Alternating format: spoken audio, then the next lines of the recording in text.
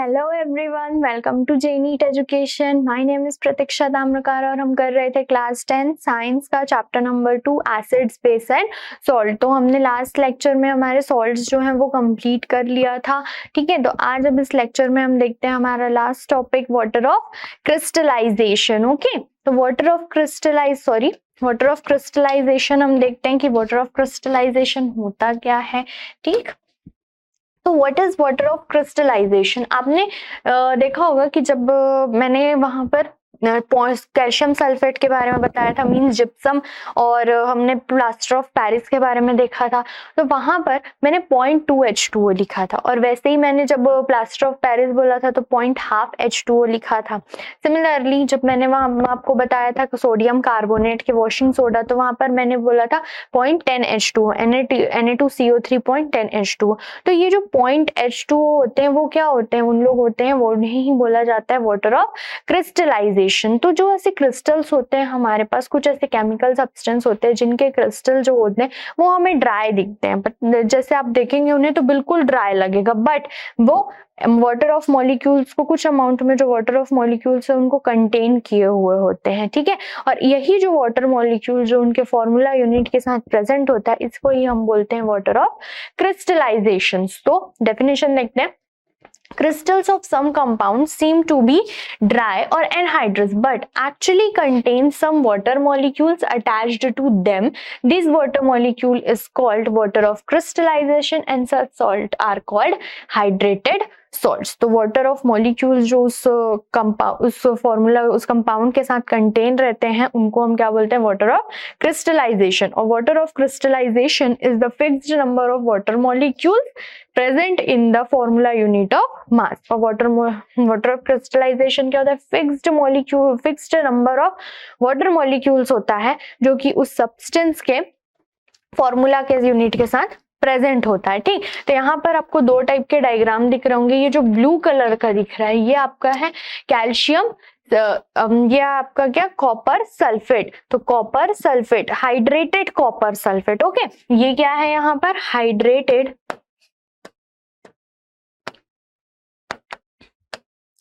Copper sulphate. इसका formula क्या होता है? CuSO4.5 H2O। और जब ये हाइड्रेटेड होता है तो इसका कलर कैसा होता है? ब्लू कलर का होता है। ठीक, तो फर्स्ट एग्जांपल हम वाटर ऑफ क्रिस्टलाइजेशन में देखते हैं कॉपर सल्फेट का। तो हाइड्रेटेड कॉपर सल्फेट फॉर्मूला क्या? CuSO4.5 H2O। यहाँ पर ये ब्लू कलर का दिख रहा होगा, यहाँ पर भी जब इसे चाइना डिश में लिया गया तो ब्लू कलर का, बट जैसे ही आप इसको क्या करेंगे? हीट करेंगे, तो हीट करने से वहां क्या होगा? आप जैसे ही इसको हीट करेंगे यहाँ पे, तो हीट करने से क्या होता है कि वाटर मॉलिक्यूल्स को लूज कर देते हैं और एनहाइड्रस बना देते हैं। एनहाइड्रस। ठीक, तो ये जैसे ही आप इन सब्सटेंस को जिनमें वाटर ऑफ क्रिस्टलाइजेशन प्रेजेंट होता है उनको आप हीट करते हैं तो वो कैसे हो जाते हैं? अनहाइड्रेटेड हो जाते हैं, एनहाइड्रस हो जाते हैं। ओके, और जो वो हाइड्रेटेड फॉर्म में होते हैं तो ऐसे कलरफुल होते हैं, बट जैसे ही उनसे आप हीट करेंगे, उनसे वाटर मॉलिक्यूल्स रिमूव कर देंगे तो वो कैसे हो जाते हैं? कलर लेस हो जाते हैं। ठीक, तो वाटर ऑफ क्रिस्टलाइजेशन क्लियर हो गया आपको। अब नेक्स्ट देखते हैं हम फेरस सल्फेट। तो ये वाला क्लियर हो गया। फेरस सल्फेट का फॉर्मूला क्या होता है? फेरस सल्फेट का फॉर्मूला क्या होता है? हाइड्रेटेड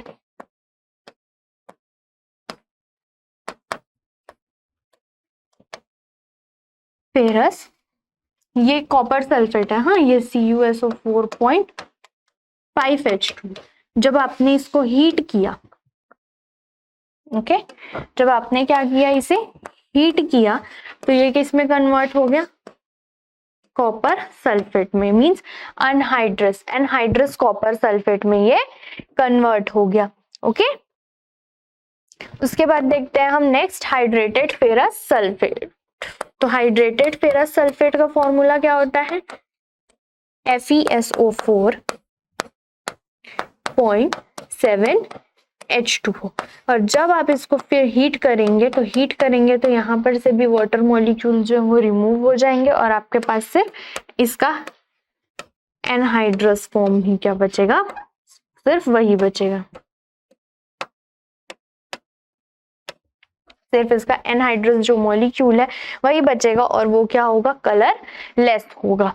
ठीक, तो ये जब हाइड्रेटेड फॉर्म में होते हैं कॉपर सल्फेट तो ये कैसे कलर के होते हैं, ब्लू कलर के होते हैं। एनहाइड्रस होंगे तो कैसे हो जाएंगे, कलरलेस हो जाते हैं। और इस एनहाइड्रस पर आप फिर से वाटर का रिएक्शन कराएंगे तो ये फिर से कलरलेस ब्लू कलर के हो जाएंगे। सिमिलरली इनके लिए भी है।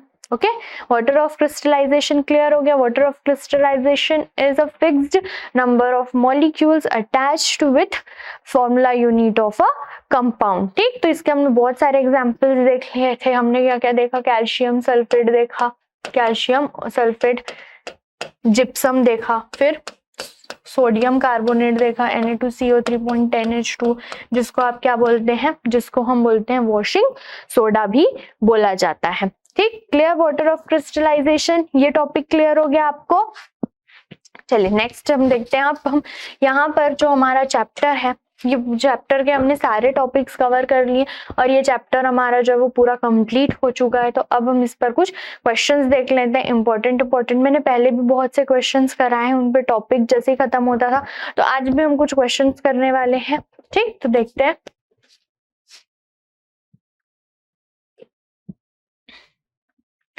हाँ, एक और टॉपिक है सोडा फायर एक्सटिंग्यूशर। तो आप लोग जनरली कहीं जब होटल वगैरह में जाते हैं या हॉस्पिटल्स, मतलब आजकल सभी जगह पर ये ऐसे कुछ लाल कलर का देखते हैं, है ना, टंगे रहता है किनारे किनारे पर। तो ये होता क्या है, सोडा फायर एक्सटिंग्यूशर होता है, वो जो आग बुझाने के लिए यूज किया जाता है।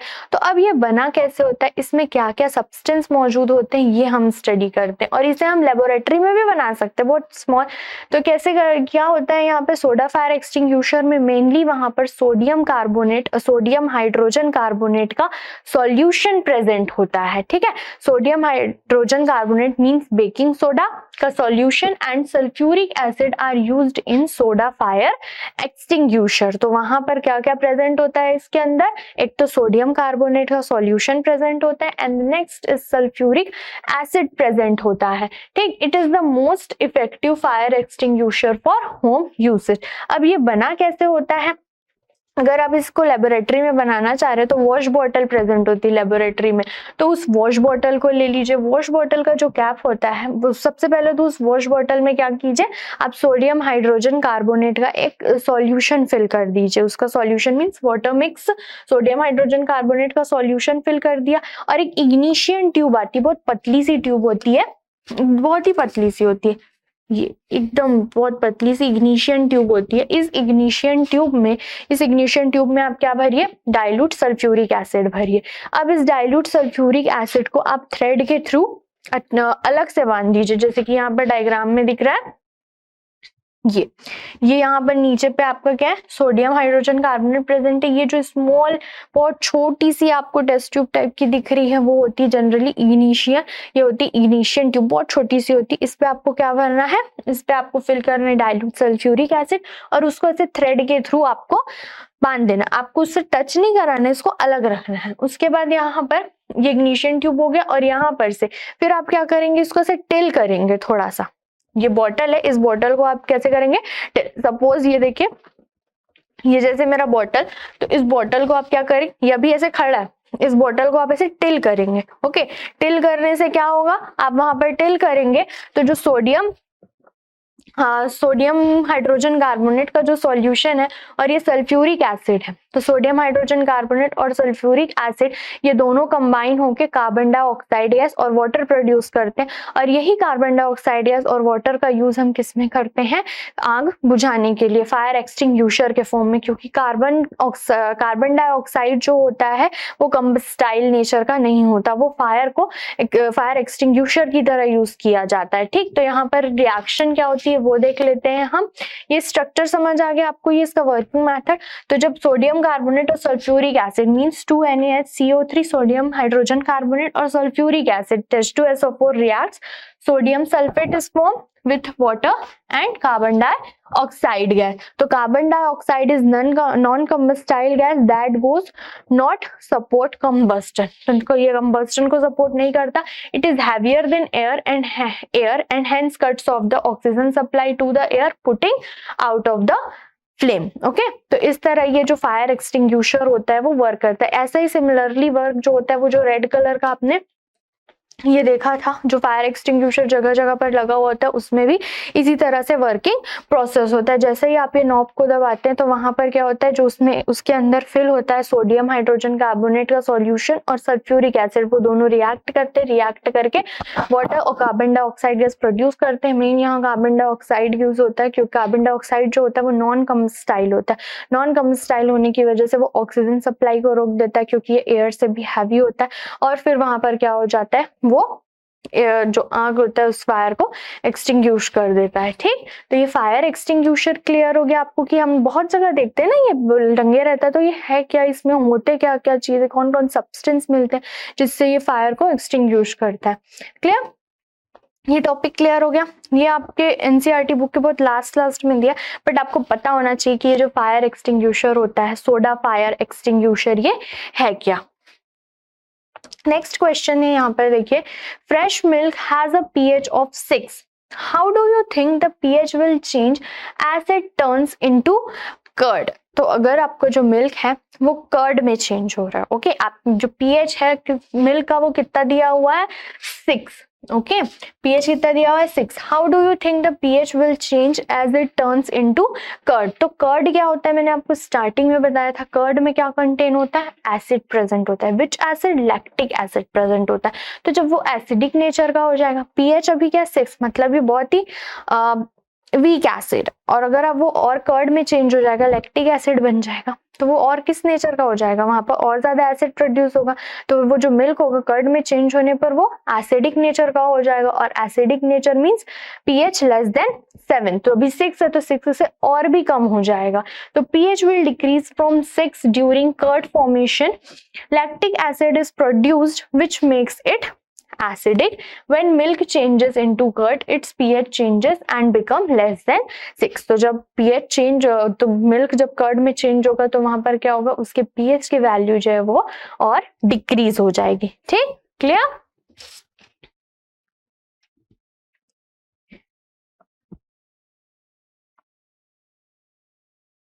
नेक्स्ट है, a milkman adds a very small amount of baking soda to fresh milk. तो जो मिल्कमैन होते हैं, या आपको अगर मिल्क को बहुत ज्यादा टाइम तक प्रिजर्व करना है तो आप उसमें क्या ऐड कर सकते हैं, आप उसमें वहां स्मॉल अमाउंट में बेकिंग सोडा ऐड कर सकते हैं.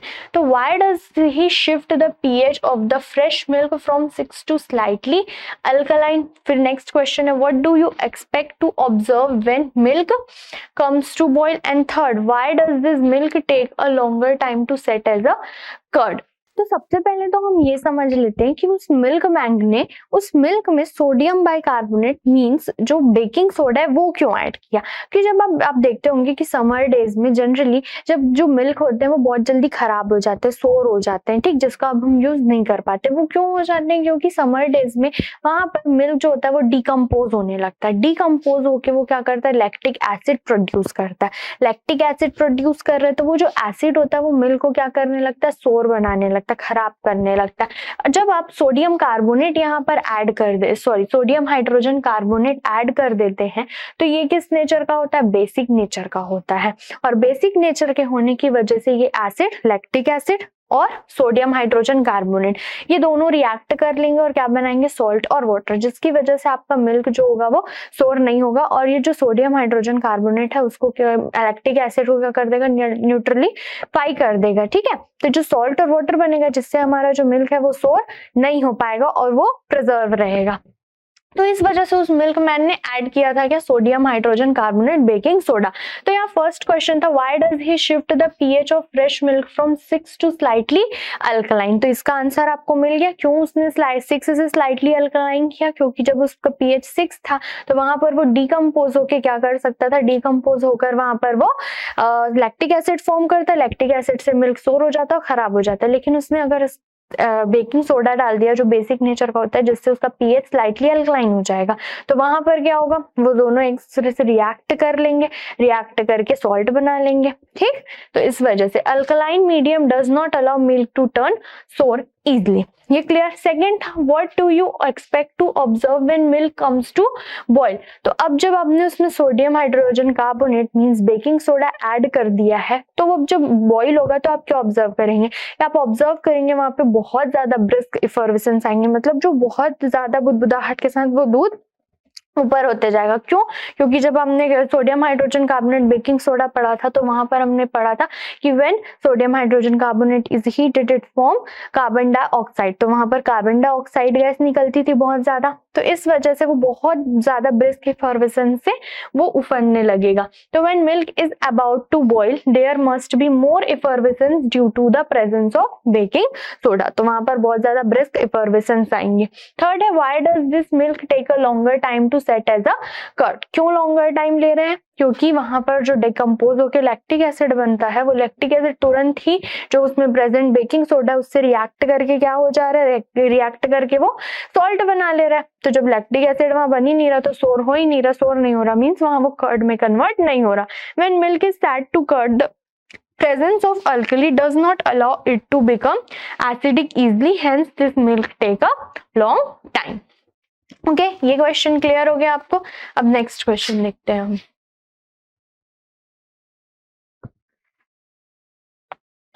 नेक्स्ट क्वेश्चन है, how is the concentration of hydroxide ion affected when excess base is dissolved in a solution of sodium hydroxide. तो यहाँ पर पूछ रहा है कि अगर आप सोडियम हाइड्रोक्साइड के सॉल्यूशन में अगर आप और बेस ऐड कर देंगे तो हाइड्रोक्साइड आयन का कंसंट्रेशन क्या होगा, डिक्रीज होगा कि इंक्रीज होगा। आप खुद ही सोचिए कि वो सॉल्यूशन में जो सोडियम हाइड्रोक्साइड है वो Na+OH- आयन के फॉर्म में प्रेजेंट होगा, जब आप उसमें और बेस ऐड कर देंगे तो वो भी आयोनाइज हो जाएगा और वहां पर OH- आयन का कंसंट्रेशन क्या हो जाएगा, इंक्रीज हो जाएगा। क्लियर। नेक्स्ट क्वेश्चन देखते हैं, do basic solutions have H+ ions? If yes, then why are these basics? तो आपसे पूछ रहा है कि जो बेसिक सॉल्यूशंस होते हैं, तो उन बेसिक सॉल्यूशंस मतलब वहां पर OH- आयन का कंसंट्रेशन ज्यादा है, तो वहां H+ आयन प्रेजेंट होते हैं। यस, हर सॉल्यूशन में H+ आयन और OH- आयन प्रेजेंट होते हैं। अगर वहां सॉल्यूशन में concentration of H+ ion equal है किसके, OH- आयन के कंसंट्रेशन में, तो सॉल्यूशन कैसा होगा, न्यूट्रल होगा। बट अगर concentration of H+ ion is greater than OH- ion, then the solution becomes acidic. Okay, if concentration of H+ ion is less than concentration of OH- ion, then the solution is basic in nature. तो हर solution में H+ ion और OH- ion दोनों ही present होते हैं, but अगर दोनों same amount में वैसे प्रेजेंट है मींस कंसंट्रेशन दोनों का इक्वल है, तो वहां पर वो न्यूट्रल हो जाएगा। अगर जो कंसंट्रेशन H+ आयन का ज्यादा है तो सॉल्यूशन एसिडिक हो जाएगा। अगर जो कंसंट्रेशन है वो OH- आयन का ज्यादा है तो सॉल्यूशन बेसिक हो जाएगा। तो yes, basic solution also contain H+ ion, but they are basic because in the solution concentration of OH- is much higher than the H+ ion. Okay, next अब देखते हैं, under what soil condition do you think a farmer would treat the soil of he's filled with quicklime or slacked lime और chalk। तो ये सारे जो तीनों product आपको पूछ रहा है कि जो फार्मर है वो किस कंडीशन में अपनी जो फील्ड है उसको वो इन तीन का जो फर्टिलाइजर बोल सकते हैं कि तीन जो सब्सटेंस है, क्विकलाइम, स्लैग्ड लाइम और चॉक, इनसे वो ट्रीट करेगा। तो ये तीनों ही किस नेचर के हैं, बेसिक नेचर के हैं। ठीक है, तो वो फील्ड को, वो उस फार्मर को ये तीनों जो सब्सटेंस है उसको कब यूज करना चाहिए, जब उसका जो सॉइल है, उसके फील्ड का जो सॉइल है वो एसिडिक हो जाए, तब वो इस एसिडिक सॉइल में इस बेसिक सब्सटेंस को डालेगा, तो उसकी जो एसिडिटी है वो क्या हो जाएगी, न्यूट्रलाइज हो जाएगी और फील्ड की जो फील्ड का जो फर्टिलिटी है वो अच्छी हो जाएगी। ठीक, so these fertilizers are of basic in nature, therefore their use will be beneficial if the soil is acidic. Okay, and the purpose is to neutralize and decrease the acidity of the salt. Okay, next देखते हैं, identify the basic salt from the following salt. तो आपको इन 4 salts में से कौन सा basic nature का है ये फॉर्म कर देखना है। तो सबसे पहले देख लेते हैं अमोनियम क्लोराइड। तो अमोनियम क्लोराइड में बेसिक सॉल्ट, ओके, तो बेसिक सॉल्ट मतलब वो किससे बना होगा, स्ट्रॉन्ग बेस से बना होगा और वीक एसिड। तो यहाँ पर जो बेस, जो पॉजिटिव पार्ट होता है वो किससे आता है, बेस से आता है, नेगेटिव पार्ट किससे आता है, एसिड से आता है। ठीक, तो NH4Cl मतलब ये किस बेस से आया होगा, अमोनियम हाइड्रोक्साइड से आया होगा, जो कि क्या है, वीक बेस है। ओके, इधर बेस लिख लेते हैं और यहाँ पर एसिड। तो NH4OH और एसिड कौन सा होगा, HCl होगा। तो यहाँ पे स्ट्रॉन्ग एसिड और वीक बेस है, मींस ये किस नेचर का होगा, इसका नेचर कैसा होगा, एसिडिक नेचर का होगा। नेक्स्ट देखते हैं KCl, पोटेशियम क्लोराइड। तो पोटेशियम क्लोराइड में उसका पोटेशियम मींस वो कौन सा बेस होगा, वहां पर पोटेशियम हाइड्रोक्साइड, क्लोराइड मींस कौन सा एसिड, HCl। तो यहाँ दोनों ही स्ट्रॉन्ग एसिड और स्ट्रॉन्ग बेस है, तो ये नेचर कैसा होगा सॉल्ट का, न्यूट्रल। नेक्स्ट है सोडियम नाइट्रेट। ठीक, तो सोडियम नाइट्रेट भी किससे बना होगा, सोडियम हाइड्रोक्साइड और नाइट्रेट है मींस कौन सा एसिड, HNO3। तो ये दोनों ही कैसे, स्ट्रॉन्ग बेस स्ट्रॉन्ग एसिड। तो सॉल्ट का नेचर क्या होगा, न्यूट्रल। और उसके बाद लास्ट है हमारा ऑप्शन सोडियम कार्बोनेट। तो सोडियम कार्बोनेट में ये सोडियम मींस बेस कैसा होगा, NaOH, सोडियम हाइड्रोक्साइड होगा, बट CO3 प्रेजेंट है मींस कौन सा एसिड होगा, carbonic acid. Carbonic acid which is weak acid and sodium hydroxide is strong base, thus they form strong basic solution. तो इसका nature कैसा होगा, बेसिक। तो हमसे यही पूछा गया था कि identify the basic salt from the following salt, तो which is first Na2CO3। Clear.